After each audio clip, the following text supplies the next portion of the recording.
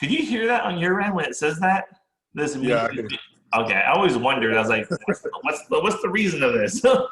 Tony's like, I'm the one that's always setting up these meetings. I never hear what the other person hears. Yeah, I never know what's going on. But yeah, I'm actually using it's a new phone stand. There's a mounting system that I got to review for Peak Design. It's a Peak Design. They make a bunch of like camera accessories and stuff like that, but they came out with this new phone mount system. It's over at my Bane Tech YouTube channel. So it's actually what I'm using right now. Like your idea that I think we should still do your idea about mobile photography or photography tips and stuff. Because things like this make it pretty easy to do stuff. I thought it'd just be funny if I was outside behind you. You were just oh, for sure. We could definitely do that. But no, Tony, you're making yourself look fat. Just but there's a few tips I could do right now. Like, so this is a Zoom call. There's the lighting, all that kind of stuff. So let's go. Let's just jump into it. We'll do announcements at the end this time. Keep talking. I'm getting my lighting. All right. So basically, my tip to start with is lighting. Lighting is key for video. So I'm at my desk. I have a desk that's set up right in front of a window. Let me see if I'll just turn it so you can see. So I have the shades and the blinds. They're not all the way open, but they're somewhat open. So it's somewhat what's called diffused. So that's what kind of is that better? Should I? Yeah, you good. Background skin. So I'm using natural light. So we can use two examples of lighting.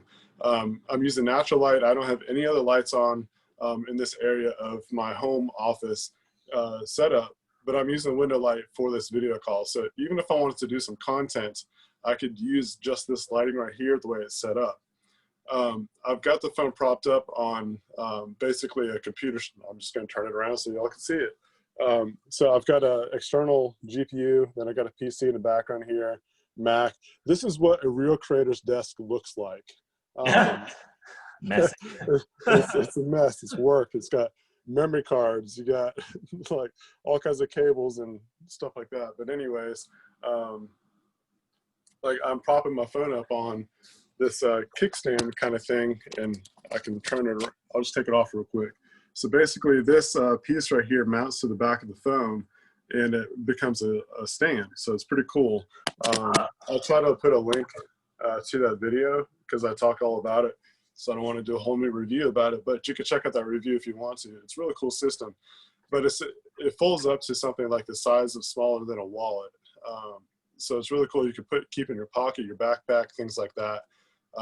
But yeah, just having that sturdy, you're not like a lot of people, they might hold their phone and you'll see it just kind of move around or get shaky and all that kind of stuff. But if you put the phone down, talk to the camera, talk to the lens, notice like you got to look at the lens. Like that's the other tip that I want to say. So if you're doing these calls or if you're trying to do social media content, talking to the phone, whether it's like a Zoom call that's recorded like this, or if you're just doing a live video, whatever it is, it's really tempting to look down at the screen to see what's going on, to see the person that you're talking to, or even yourself to see if you're like framed up right. But you need to look at that lens that's even on your phone, and that's for any kind of camera that you're going with, whether it's a real camera, a quote unquote real camera, or your phone. You always want to look at the lens. It's good to look down every once in a while, make sure that everything's looking okay, see if you need to make any kind of adjustments. But when you're talking to your audience, you want to talk to the lens. Because people could tell if your eyes are pointed downwards or to the side or however that you have your phone oriented. That's the other tip. So you definitely want to look into the lens when you're doing that kind of stuff. Audio is another key. I'm using the iPhone 11 Pro Max. For the most part, it's got pretty good audio, just straight into the camera, or the phone, I should say. But you can also get some different kind of adapters that you can use, like podcasting microphones. There's the Rode Wireless Go. I use that at times. There's an adapter that you can use for that. It plugs right into your phone and it just clips onto your shirt or something. We've used it in the past, even on these broadcasts. And so it adds a level of productivity or production value, I should say, is what I'm trying to get at. So that's been I would say like between those tips, you're always wanting to get good lighting. You always want good audio, and you want to connect with the audience. So you want to look at that lens. I would say those are 3 tips that you want to use if you're going to be using your phone for video purposes, or if you're just trying to do promotional stuff. Using those tips goes across the board, whether you're low budget or high-end productions.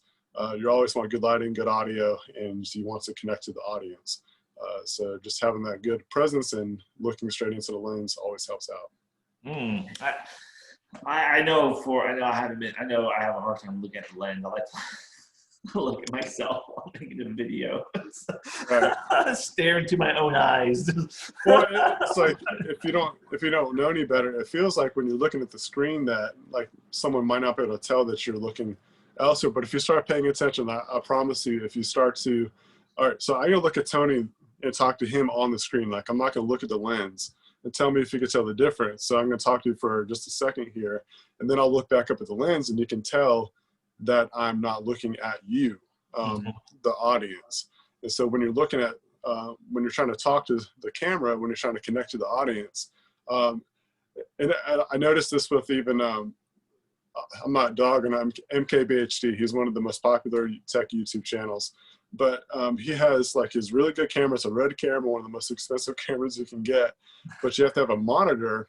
And so every once in a while, and this goes for a lot of YouTubers out there too, you'll see them do this. Like, okay, so I'm looking at the lens now, but then he checks something and you can see their eyes veer off, like they're checking the monitor. Yeah. So, yeah. So to me, like exactly what you mean. Because some people might not think of that, but when you're literally talking to an audience, you want to always be looking at that lens. If you feel like you need to look away or make an adjustment, that's just know, like in the editing process, finish your thoughts, finish your statement, stop, and then go make an adjustment. So you can see how looking away it might disconnect your message from your audience just with that simple little tip by looking at the lens. When you say that, I worked with my clients I worked with. I won't call them out, but we make videos, and you see the progress on his getting better. Because when we first started, I'd be like, all right, I have my setup, which is what I have right here with my light, and all right, let's make the video. He'd be talking, and he'd be looking at the camera. In the editing process, like, so you gotta give yourself a little bit of buffer. 5 seconds before you start, 5 seconds after you end, so you can edit stuff. But he'd be like, blah blah blah blah blah blah, be done, and then I immediately look at me. I keep like, no, don't look at me. Just keep staring at it. Right. Stare that lens so I can edit.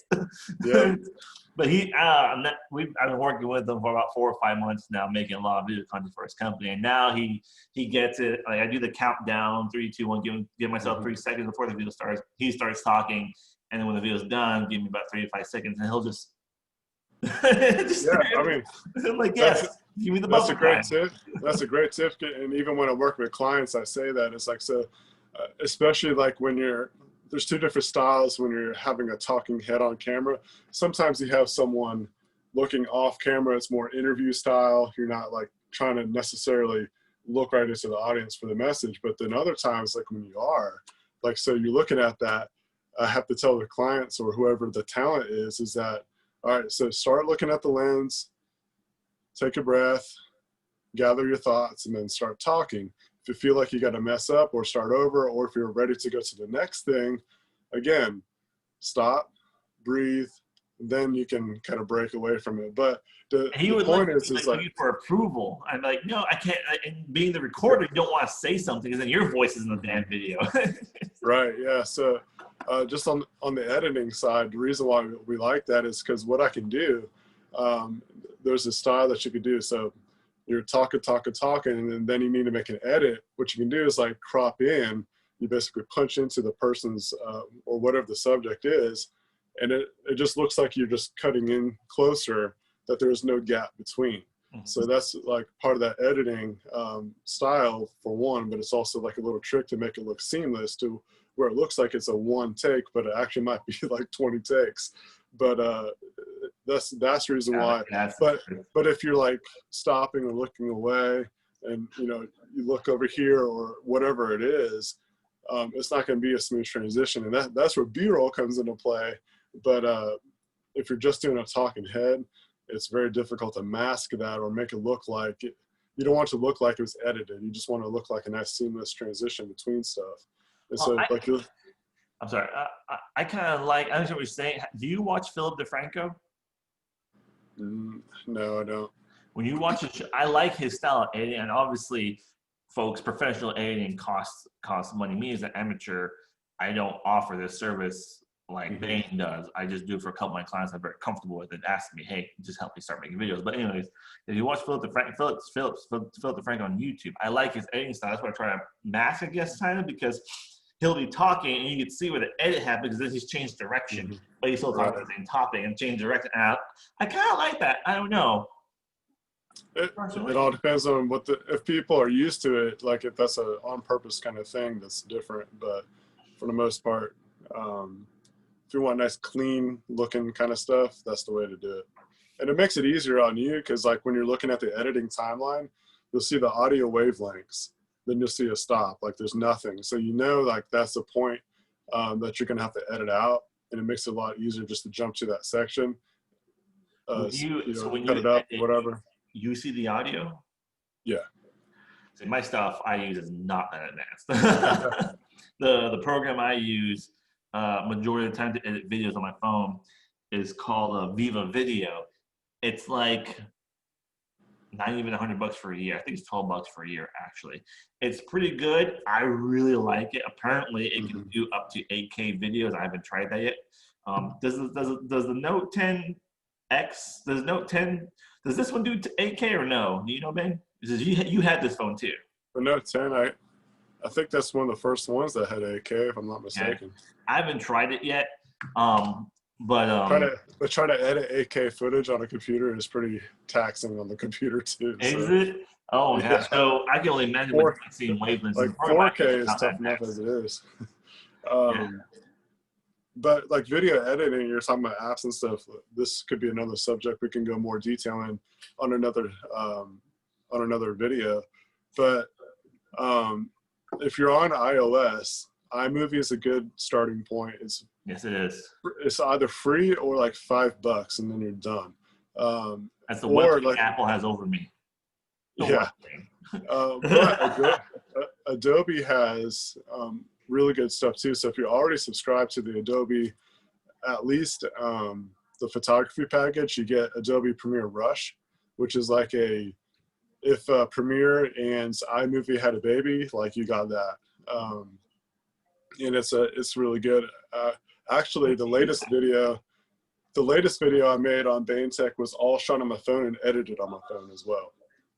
But you could also, it syncs all together. I don't want to go into too much more detail because there's just too much information. But for the most part, like if you are subscribed to the Adobe cloud services, you potentially already have access to Adobe Premiere Rush, and it's a really good editing program. You can edit on your phone, on an iPad, or on your computer, and it all syncs together too, so you can actually access they have a mobile the same projects between the different ones. What's that? Doesn't Adobe have a mobile version too? Can't you a mobile? Yeah, that's what I'm saying. Premiere Rush. Premiere Rush is that app. You can iOS, Android, tablets, whatever it is. That's a bit more for the business owners getting more serious on their video editing skills. No, me personally, I will probably never go that far, and I'm starting. You're missing it. It's Premiere Pro is the professional level, but Premiere Rush is that mobile friendly one.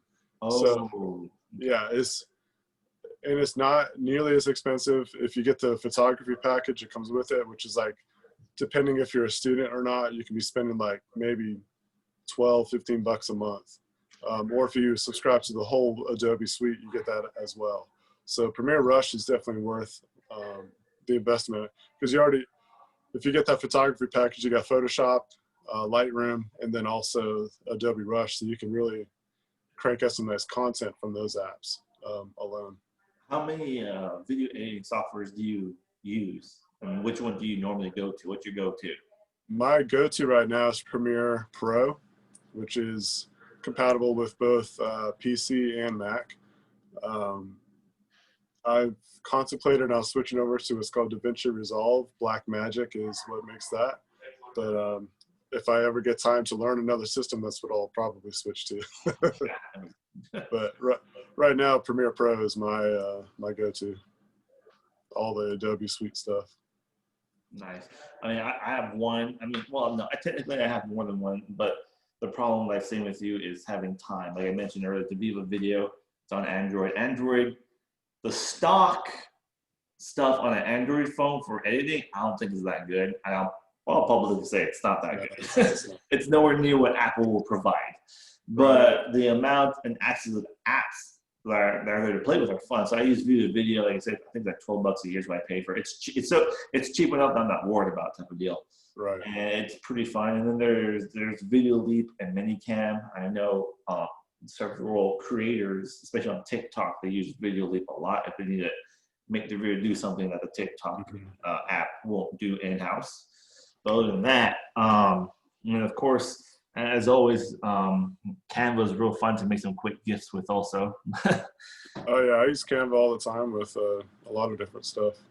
And they got it helps out with all the sizing that you need and all that kind of stuff too. So, all right, bro. I think that's gonna do it for me today. We're both busy. We're even though we're in the same town today, both of us have so much. It's my busy season right now. Yeah. But maybe next week or whatnot, we'll do a fun video where Bane is in live. We'll do another in person, have you give me tips and tricks and whatnot to take good photos. Because we just had a photo shoot for those who don't know, so I'm looking forward to those pictures. I'm especially looking forward to the ones where I was being scandalous. Little, I don't know if this is gonna scare people away or make it a teaser. I already know one of those pictures. I know which one I'm going to use. I don't know how to describe it, but anyway, I'm going to use it on my Amazon conversation with my reps. I'm going to have that one there, so that when they see my picture, I'm like, "What the fuck is this?" Great. That's funny. All right, cool, man. Hope you have a good rest of the week. Announcements-wise, the only thing that's on the calendar that I know of is the Halloween festivities on October 31st. So downtown Dothan, if you got family-friendly stuff, will be happening from about 10 to 12 with the Cultural Arts Center. And then from that point on, the rest of downtown kind of takes over with a crawl type event to where different establishments that serve beverages, whether it's coffee, beer, or liquor, they're going to have different specials, different specialty drinks. And then I know that Rain and Chill, they're leaving Halloween off with the bash. They got the Yin Yang twins coming in at Chill. So that's going to be a pretty big event. So check that out.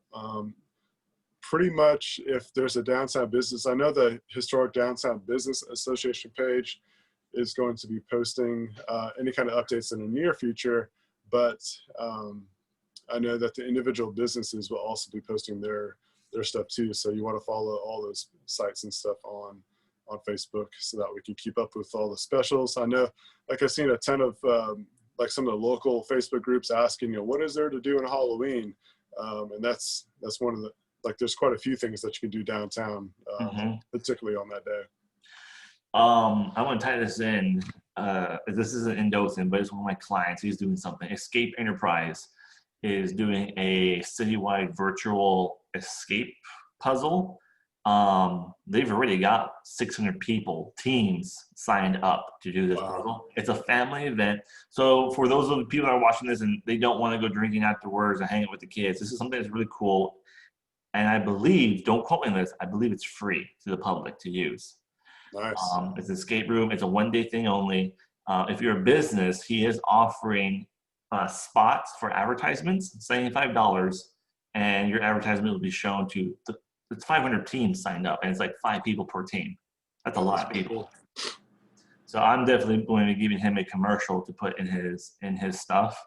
But as far as I'm aware, I think it's a free event. So if any family members like puzzles, that's something that'd be very interesting to try out. Yeah, that's cool. Bane, other than that, I'll see you whenever. Next week. Yeah. Bye. See ya.